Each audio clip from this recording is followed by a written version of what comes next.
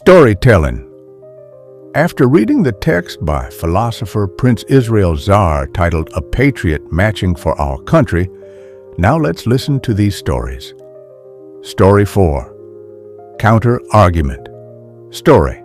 Philosopher Prince Israel Zaar's text presents a potent and idealistic vision of American civic duty, urging patriot protesters toward a peaceful, law-abiding, and deeply constructive form of civil action. It is a powerful argument for unity, responsibility, and patriotism. A counter-argument might stem from perspectives that view such a vision as potentially naive, overly demanding of citizens facing systemic injustice, or dismissive of the historical necessity and strategic effectiveness of more disruptive, urgent forms of protest when standard channels fail. Here is a story exploring a character's internal struggle with these two contrasting perspectives.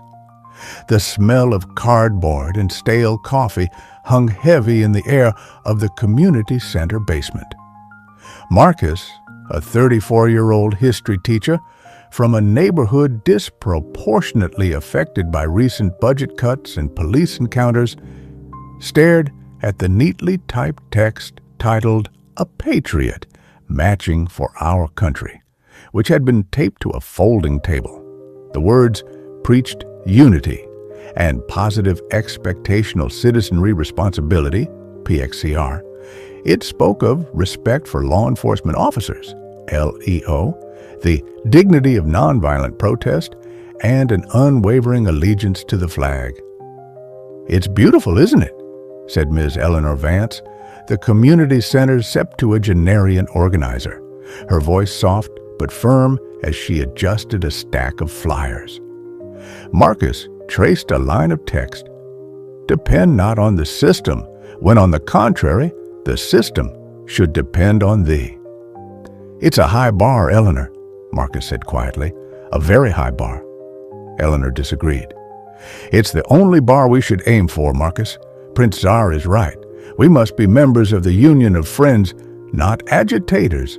When we march tomorrow for fair education funding, we must be the patriot protesters, peaceful, positive, and accountable."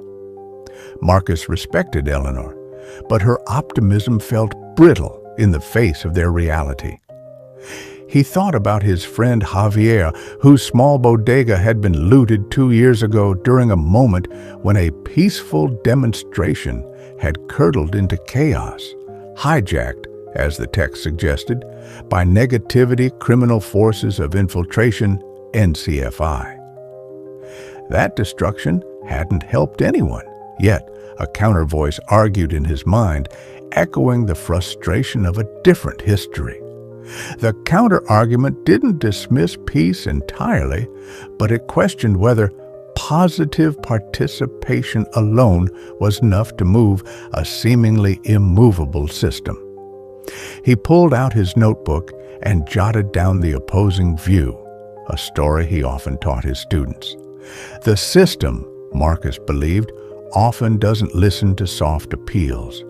It is designed with inertia, built to absorb minor shocks without changing course, to demand that citizens always be respecting the law while protesting the profound injustice of that very same law felt like a contradiction. When the system actively fails specific communities, when the rule of law feels less like a shield and more like a club wielded by one side, a different kind of patriotism emerges, one born not just of civility, but of a righteous, disruptive urgency. This counter-argument suggested that positive Americanism, as defined by the text, risks becoming a tool for complacency. The text warns against victimhood and laziness. But what if acknowledging systemic oppression is the necessary first step to true healing? What if the minds of polarization aren't those shouting in the streets, but those safely ensconced in power who refuse to acknowledge the deep historical wounds that cause the shouting?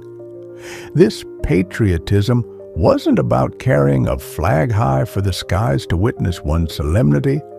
It was about forcing the system into an uncomfortable reckoning.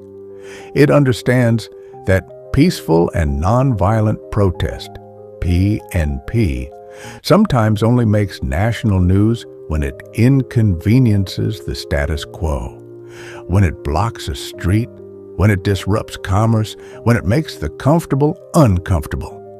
The counter-argument asked, who defines un-American ends? Was the Boston Tea Party positive participation? Were the lunch counter sit-ins always respecting the law? The patriot citizens of Constitutional Appeal, PCCA, might need to be willing to break an unjust law in the service of a higher constitutional principle. True accountability, in this view, cuts both ways. This is philosophical, not empirical. The wisdom of Zaarrianism.